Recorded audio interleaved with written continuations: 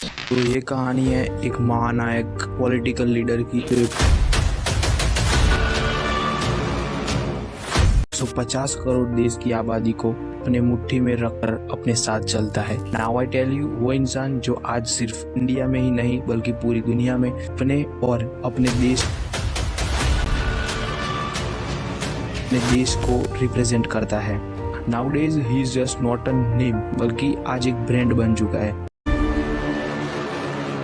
आप लोगों को पता ही होगा मैं किसके बारे में बात कर रहा हूँ। I am talking about India's prime minister Narendra Damodar Das Modi.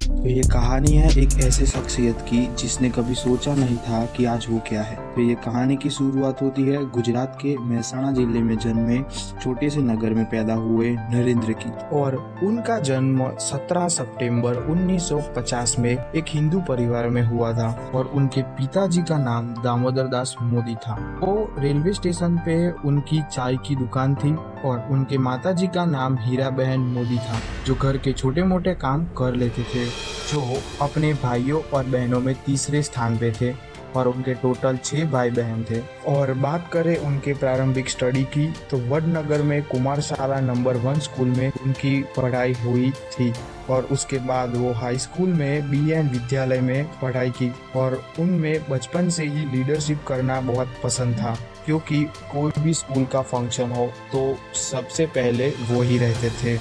और जब अपनी स्कूल खत्म हो जाती थी तब वो अपने पिताजी को काम में मदद करने के लिए रेलवे स्टेशन पे चले जाते थे। जब वो रेलवे स्टेशन पे चाय बेचते थे तब मुसाफरी लोगों से बात करते करते उनकी हिंदी काफ़ी अच्छी हो गई थी। And when he was just 18 year तब वो एक राष्ट्रीय स्वयंसेवक संघ में ज्वाइन हो गए थे और तब से उनकी लाइफ में काफ़ी डिसिप्लिन आ गई थी। और तब वहाँ पे एक वडनगर के बहुत बड़े वकील मिले जिनका नाम लक्ष्मण राव ईमानदार है। की बातें सुनकर मोदी जी काफ़ी प्रभावित हो गए थे और वही साल 1962 में भारत और चीन के बीच युद्ध हुआ था।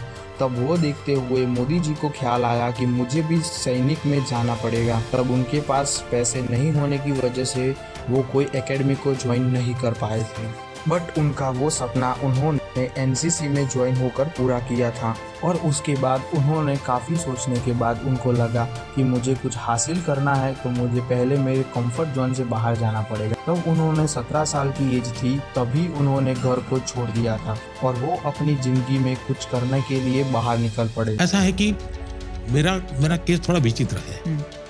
बहुत छोटी आयु में मैंने घर छोड़ दिया। एक अनजान ऐसे ही भटकते इंसान की थी, कोई कौन पूछेगा मुझे, तो मेरा जीवन ऐसा नहीं था।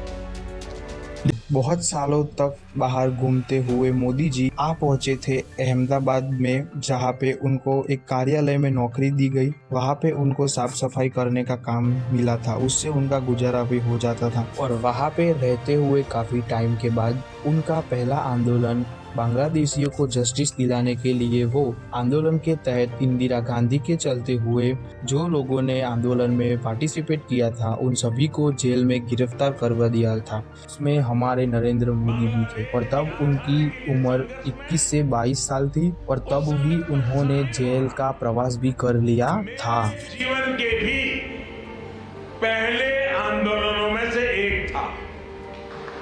मेरी उम्र 20-22 साल रही होगी जब मैंने और मेरे कई साथियों ने बांग्लादेश के लोगों की आजादी के लिए सत्याग्रह किया था।